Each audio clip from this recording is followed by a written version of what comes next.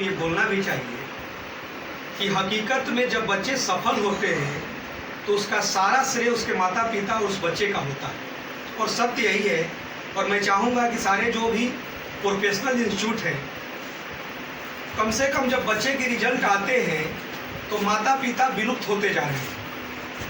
तो माता पिता का उतना ही योगदान है। यदि हम लोगों में कोई जादू की छड़ी होता, मैं जरूर बोलूँगा कि बिना गुरु के ज्ञान नहीं होते हैं, लेकिन यदि कोई जादू की छड़ी होता तो जरूर है कि सारे बच्चे सफल होते, क्योंकि मैं सारे इंटरव्यू में यही बात बोलता हूँ।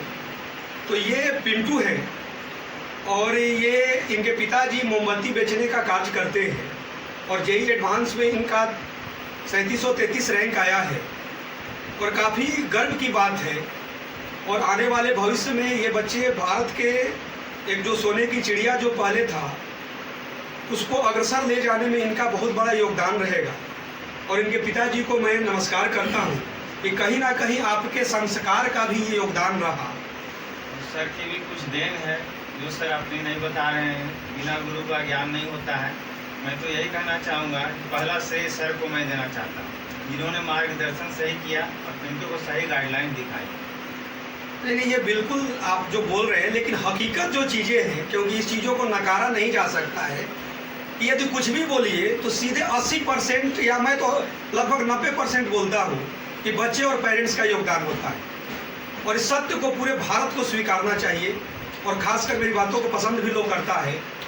और ये कलेजा सब टीचर के पास होना चाहिए, जबकि जितना मेहनत मैं खुद करता हूँ रात रात भर, चाहे अदर कोई भी इंस्टीट्यूशंस में भी गेस्ट फैकल्टी के रूप में बुलाते हैं और इन बच्चों के साथ भी काम करने का सौभाग्य मिला, लेकिन कहीं ना कहीं इन लोगों का मेहनत है और इसको नकारा नहीं जा सकता। और इन पर एक 4 पंक्तियां मैं बोलूँगा, अधिक समय नहीं लूँगा।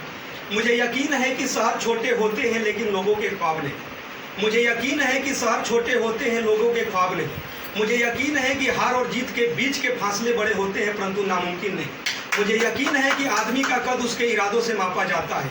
करो यकीन खुद पर तो दुनिया तुम्हारी, क्योंकि जीतने वाले छोड़ते नहीं और छोड़ने वाले जीतते नहीं। ये जो 4 मैंने जो भी सेंटेंस आपको बोले हैं, जो पंक्तियां मैंने बोले हैं, उसी में ऐसे अभिभावकों का उद्देश्य और इनकी मेहनत छुपा हुआ है। उसमें मैंने एक बात बोला, एक आदमी का कद उसके इरादों से मापा जाता है।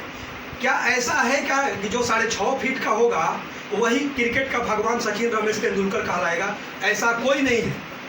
आदमी का कद उसके इरादों और मजबूती से मापा जाता है।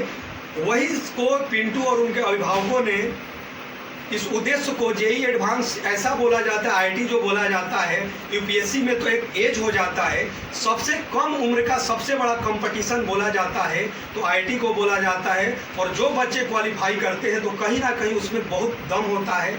और जैसा मेरा उद्देश्य होता है कि जहाँ भी बच्चे जिनको रहने खाने की ये सब पैसे नहीं लगते, निःशुल्क